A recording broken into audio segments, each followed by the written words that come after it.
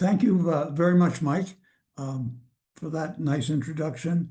I'm here to talk about my book by Abraham Lincoln, his 1858 time capsule. But I've decided to entitle this conversation Unearthing Lincoln's 1858 Time Capsules with an S. So you might be wondering about the talk's title and the fact that it says Lincoln's Time Capsules. How could there be anything new to unearth about Abraham Lincoln? And what's this about time capsules? Well, putting unearthing aside for a moment, let's talk about time capsules. Here's a definition. A time capsule is a repository of objects from the past stowed away in innocence of how history will unfold or how future generations will regard them. In the past, I always thought of time capsules as a sealed box tucked away in a building's cornerstone, or in contemporary times, perhaps they might be a surreptitious tape recording. JFK, LBJ, and certainly Richard Nixon could hardly have known just what their candid statements would look like to posterity. Well, I've come to conclude that Lincoln also had his time capsules. And notice I am using the plural here because I've found there are two. So where were they hidden? Well, you'll have to wait to find out. But first, a quick look at the Abraham Lincoln of 1858. He was not the bearded, iconic individual we revere today. Nope, he was just a clean-shaven, ambitious, 49-year-old lawyer politician with a wife, 3 kids, and a house to keep up. Yes, he'd once been elected to federal office, but that was just a single congressional term, and it was long ago. And now, in 1858, he's trying to unseat one of the country's most popular United States senators, Stephen A. Douglas. And yet, just 5 years later, in 1863, this same ambitious man, now with a bit of a scruffy beard, holds the highest office in the land, President of the United States, and has just written and signed into law what one scholar calls the central moral decision of American history, the Emancipation Proclamation. Quite a change. So as we talk about the first of Lincoln's time capsules, let's relate it to the arc of his career during those 5 years, 1858 to 1863, and visualize that career's arc as that of a rainbow. Here's Lincoln at one end, seeking office, hoping to become Illinois' next U.S. Senator. What was his campaign's principal issue?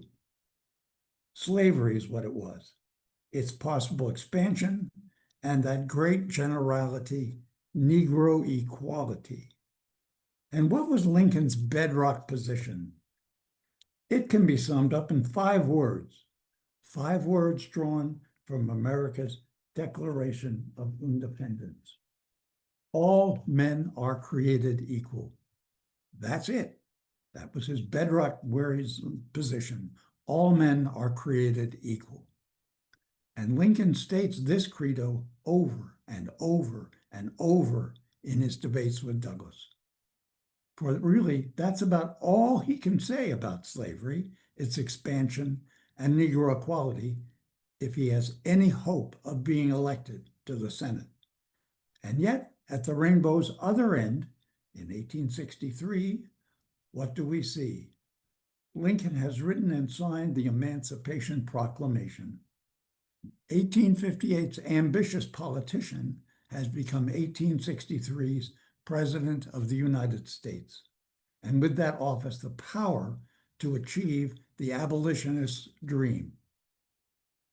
Fortunately for us, Lincoln's first time capsule, written in 1858, has captured and preserved as a condensed primary source for all to see Lincoln's pre-presidential, unwavering core beliefs. For this time capsule shows exactly where politician Lincoln stood at the beginning of his presidential quest and shows beliefs that never changed. And equally importantly, how far he could go and not go in expressing them to achieve success as a politician. Because Lincoln intuitively knew this fact: he must achieve success as a politician if he is ever to get the opportunity to demonstrate greatness as a leader. And that's why this primary source document is a time capsule, a repository from the past innocently stowed away while history unfolded around it. But we're getting a little ahead of our story. How did this first time capsule come to be, let alone be unearthed? Well, let's remember, it focuses on Lincoln's 1858 U.S. Senate campaign against U.S. Senator Stephen A. Douglas. And the time capsule has references even more specifically to the Lincoln-Douglas debates. And this election campaign is why our time capsule, just a tiny 3-inch by 5-inch scrapbook notebook, not much bigger than the cell phone you have in your pocket, exists. Let me show you a picture of it.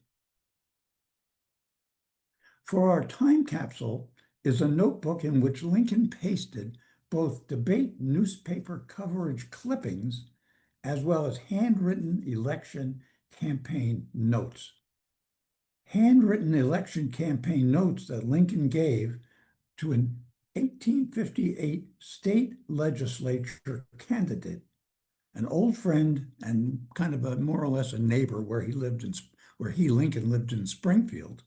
His name was James N. Brown, and James Brown helped him campaign because Brown himself was running for the legislature. Because remember, it was the Illinois legislature that would choose the next U.S. senator, not the direct vote of citizens.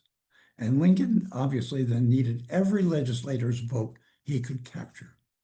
So Lincoln's notes and clips in the little scrapbook were campaign bullet points, as it were, for his friend Brown to use. Bullet points which Lincoln prefaced in a letter in that little brown book, saying quite clearly, "I do not perceive how I can express myself more plainly." And these notes and clippings were all about slavery, slavery's expansion, and what was called Negro equality. So now we know how the time capsule came to be. But what of its unearthing? Well, we have to fast forward 43 years from 1858 Senate election campaign to the year 1901. It was that year when Lincoln's one-off singular election campaign scrapbook, our 1858 time capsule, found itself being copied, reprinted in a format known as facsimile. Let's see if we can find that right slide. There it is, facsimile, and given a title, Abraham Lincoln, His Book, and sold to the general public. This was its first partial unearthing. Over the years, the 1,000 or so 1901 facsimile copies of our 1858 time capsule mostly disappeared. So now we get to the final unearthing. And here you'll have to indulge me just a little bit so that we can look at the twists and turns of the road that led to my unearthing Lincoln's scrapbook and bringing it from obscurity to life. Candidly, I am a bit of a collector of the obscure, and I joined this road in 1901. In 2021, That's when I read a 100-year-old Lincoln-related book, In the Footsteps of the Lincolns. It was written in 1924, 101 years ago, by a famous turn of the 20th century Lincoln devotee. Her name was Ida M. Tarbell. Ida was born in Pennsylvania in 1857. Her Lincoln passion likely began as an 8-year-old in April of 1865. And of course, we remember what happened then. Ida heard the shocking news of Lincoln's assassination. To her, it was like the events of 9/11 were to us, never to be forgotten. Now, when Ida grew up, she became a Lincoln biographer and devotee. And this 1924 book was one of several that she wrote about Lincoln. Well, reading her book, In the Footsteps of the Lincolns, I got to pages 360 and 361. Highlighted in yellow is where I first read about that 1858 scrapbook and James N. Brown and the 1901 facsimile, and that the facsimile was both rare and scarce. Rare and scarce. Imagine, in 1924, 101 years ago, this 1901 book, 20 years old back then, was rare and scarce. So you can imagine it might equally have been even more rare and scarce in 2021. Well, rare and scarce was a clarion call to a collector of the obscure. I had to find a copy of this 1901 book. Well, I did. And when I studied it, I saw it for what it was. I saw the contents and not the box. Not just a raggedy old book. No, it was I saw a rare Lincoln time capsule of Lincoln's thinking from 1858. A printed distillation and primary source of Lincoln's bedrock core beliefs. Further, this facsimile book was long out of copyright, having printed in 1901. And that gave me, a restless, semi-retired publisher entrepreneur, an idea. Might not modern-day Lincoln students and devotees also find this primary source document of interest?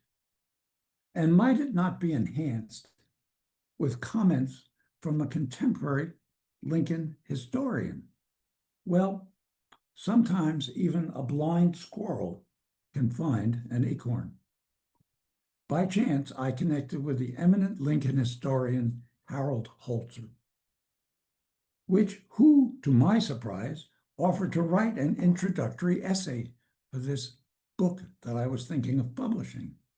Well, now I was really into it. Hard to say no when you get Harold Holzer doing this project, helping me. Of course, I wondered, where was the original scrapbook of which the facsimile was the 1901 copy? Well, I learned it was in the Huntington Library in Pasadena, California. And the Huntington Library in 2021 was just reopening from the pandemic. But eventually, I was able to order high-resolution scans of every single facsimile page. They were extraordinary in their fidelity. Here's a sample from that scans that the Huntington sent me. It's the first page of Lincoln's 8-page letter to his friend James N. Brown. Well, not only can we see how Lincoln's handwriting is so crystal clear, but also just how the quality of this scan that they gave me. And let me show you another page that might just of interest to show what it looked like. Here's another page of what Lincoln wrote. This was on one of the blank pages in the scrapbook. And this is how Lincoln introduced a newspaper clipping about one of his debates with Senator Douglas. Well, as my purchase order was being finalized, a Huntington staff member over the phone mentioned there were, Ross, a few more pages of notes and clips in the original scrapbook, pages that were not published in the facsimile. Well, he asked me, did I want them? They were like $10 a page per scan. Well, as they say, does a bear live in the woods? Of course I did. And in for a dime, in for a dollar. And I thought I'd show you a picture of Lincoln's friend, James N. Brown. This is what he looked like in a colorized version of a black and white photo that I was able to obtain. Well, the question is, who wrote those other pages that were in the scrapbook? Well, it turns out they were all by that same James N. Brown. And he was the very election candidate and campaigner to whom Lincoln gave the original scrapbook time capsule. But what did Brown write? Well, it turns out nothing consequential, mostly notes for himself and clippings he wanted. And quite candidly, his handwriting was much, much harder to read. I had to find a transcriptionist to do that for me. Well, the book was at the Huntington, and I decided that it was worth a trip to Pasadena to see this book. Well, I did, and here's a copy of what it looked like in the little box that the Huntington had put it in. Well, when I got there and looked at the book, as a kind of bonus, I discovered the Huntington also owned a little bookmark that was left by the facsimile's editor, a man named J. McCann Davis. And as you can see, it says, here's where Lincoln's part of the scrapbook ends and Brown's begins. As well, there was even, and this is a little harder to read, but this is the auction notice from a 1914 sale that brought the book to the Huntington. Henry Huntington canvassed auction sales and had people working for him to buy things that he was interested in. And he found this auction notice and bought this scrapbook that way. Of course, every book needs a cover. So did mine. So about the same time, I commissioned a Gettysburg, Pennsylvania artist. Her name is Wendy Allen, and here's a picture of Wendy, to create one. Wendy is a well-known Lincoln portraitist. And here's how Wendy, let me get this picture, how Wendy envisioned Lincoln at work creating the scrapbook for James N. Brown. And look carefully at the picture because I've got another one to show the same as well that's a little different. So here he is writing with his right hand, his left hand on his desk and a pile of books adjacent. And he's all dressed up because Lincoln customarily wore good clothes when he was at work as a lawyer. Well, I felt I'd researched everything I could learn about the facsimile, but there was always more, and I was always looking for more, which is how, in a phone conversation late on a winter Friday afternoon, I met a man named William Butts. Bill is a rare bookseller who lives in Galena, Illinois. Galena, Illinois, incidentally, is U.S. Grant's hometown. And it's well worth a visit anytime you get a chance. It's a ways from Chicago, but it's certainly worth a visit. In any case, here's Bill and his wife, Yolanda, because Yolanda enters into the story just a little bit. Well, I talked to Bill on the phone about my interest in the scrapbooks and such, and Bill said, sorry, Ross, I don't have any facsimiles for sale. But then he added, well, actually, I do have one, but it's in my personal library and it's not for sale. I said, oh, and Bill says, and that one that's not for sale has 3 letters inside it.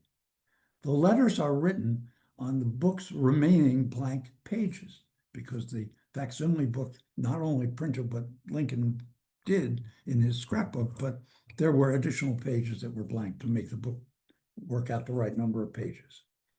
There was a long pause then, as Bill told me, but you know, Ross, I can't read these letters to you now. I have to help Yolanda pack for a weekend trip. Well, I felt that weekend, as you can see, kind of like the lady tied to the railroad tracks. All this breathless anticipation. Who were the letters from? What did they say? Well, Monday morning could not come soon enough. So, of course, I called Bill. And Bill told me all about the three letters. And he read all three of them to me because none of them were all that long. He read all three of the letters that were on the facsimiles blank pages. Well, the first letter, about 4 pages long, because these letters were all written almost 125 years ago. And they were collected, if you can believe this, one by the very first owner of that particular copy of the facsimile book. Now, as you recall, the title of our conversations this evening pertains to time capsules with an S. Well, this singular copy of the 1901 facsimile is the other time capsule. Remember the definition. A time capsule is a repository of objects from the past stowed away in innocence of how history will unfold. Well, it is those three letters that make this one facsimile book a time capsule in and of itself. Here's why. The first letter, and the first page of which you can see here, was from facsimile's co-producer and Lincoln biographer, Ida Tarbell. Remember, if you remember Ida, she was the author of In the Footsteps of the Lincolns that put me on this chase. Ida wrote at the time, this man who owned that book, Ida wrote him a note, a 4-page letter, and she told him how she came to edit and publish the facsimile. The second letter was from the then owner of the original scrapbook, the original time capsule of which all the facsimiles were copies. He was a man named William Lambert. And at the time when he acquired this scrapbook, he was well known in the 1890s, late 1890s. He was a well-known collector of Lincoln stuff. Perhaps the more scholarly word for stuff is ephemera, but Lambert collected a lot of it. And here's what he was. Lambert says in his little note that was in the book, tells of how he came to buy the scrapbook and of his involvement in publishing the facsimile. I kind of think he wanted to get his money back in the publication of the facsimile for what he paid to buy the scrapbook. Well, lastly, there was a note from New York City. This is William Lambert's note, by the way. Lastly, there was a note from a New York City rare book dealer, a man named George D. Smith. George was a real entrepreneur in the turn of the 20th century, and he bought the original scrapbook from James N. Brown's heirs and then sold it to Mr. Lambert. And George's note, here we can bring it up. George's note, yes, I sold the note to Mr. Lambert, and no, he didn't wish for me to tell anyone how much he paid. There are some notes down at the bottom that say Lambert sale 2250, and that refers to the auction because it turned out that the same George D. Smith, was also the agent for Henry Huntington when Huntington wanted to buy this book at the auction, and Huntington paid $2,250 for it at the auction. In any case, with all these three letters, you cannot make this stuff up. And together, these three letters tell the story of how the single one-off election campaign scrapbook, our time capsule, created by Lincoln in 1858, the first of our time capsules became the facsimile published 43 years later in 1901. Well, hearing Bill read these letters, you can understand why I wanted them published. And Bill and I sort of gently haggled because I could sense he was willing to sell it, but he didn't really want to, but he might be willing to. And so he agreed to sell the book to me, this second time capsule, understanding I would donate it in turn to the Abraham Lincoln Library in Springfield, Illinois, because I felt that's really where it belonged. And so this is a picture of that library. And here's an image of librarian Christina Schutt receiving this precious book that I gave her. You can see there I am all dressed up. Well, this brings us back to the spring of 2022, when artist Wendy Allen, remember her, got an email from Lincoln historian Harold Holzer. You remember him? Well, Harold and Wendy had been friends for a long time. And Harold knew, of course, my project, and he'd been thinking about it. And he told Wendy his understanding of how Lincoln wrote speeches.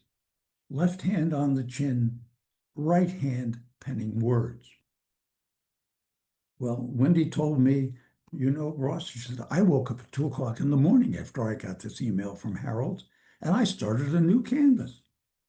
And in the background, as well as showing Lincoln with his left hand up and his right hand writing notes, you can see in the background, Wendy added the swirling, stormy portent of coming conflict, of which Lincoln was so surely aware.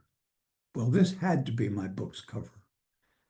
And the previous cover, too beautiful for the cutting room floor, so it became my chapter art, because my book has chapters for the 19th century, the 20th century, and the 21st century, as well as an appendix. And this artwork is used to cover each of those chapters. Well, of course, there has to be more serendipity. Well, with my book in final production, I got an out of the blue email from a great grandson of James N. Brown. He'd heard of my work in progress. In fact, a speaker from the Lincoln Library had given a talk at James N. Brown's church. And this is a photo of that very church. And James, the grandson of great-great-grandson of James N. Brown was able to send me that. And he also sent me a picture of the cemetery where James N. Brown was laid to rest. And here's that. Well, stop the presses. I had to get these photos in there and that notes as well. So let's wrap up. What exactly does Lincoln's initial 1858 time capsule reveal? What does it show from the past, innocent of how history will record and unfold? Let's go back to that rainbow, the rainbow whose arc encompasses 5 of Lincoln's last 7 years. Lincoln's 1858 debates with Stephen Douglas are at one end, his Emancipation Proclamation is at the other. His 1858 time capsule reveals the very politically astute Lincoln, the Lincoln of whom historian Harold Holzer portrays as facing an existential challenge. He needs to achieve success as a politician if he is ever to demonstrate greatness as a leader. Or, as a contemporary Democrat politician recently put it in an editorial that I read, we need to be unabashed in our desire to acquire power to then be able to use power. Lincoln's time capsule reveals a man whose core racial belief is the Declaration of Independence's creed. All men are created equal. And a man who, throughout his debates with Stephen A. Douglas, and in its scrapbook's retelling, hammers away, saying slavery is wrong, slavery should not be extended, and slavery should gradually be abolished. And who specifically says, writing to his candidate friend James N. Brown, I do not perceive how I can express myself more plainly. I believe the declaration that all men are created equal is the great fundamental principle upon which our free institutions rest. Now, think of the other end of that rainbow, the Emancipation Proclamation. When, on January 1st, 1863, Lincoln, now President of the United States, signed this Emancipation Proclamation. It was a landmark that made the Declaration of Independence's credo a reality. And without question, Lincoln has achieved greatness.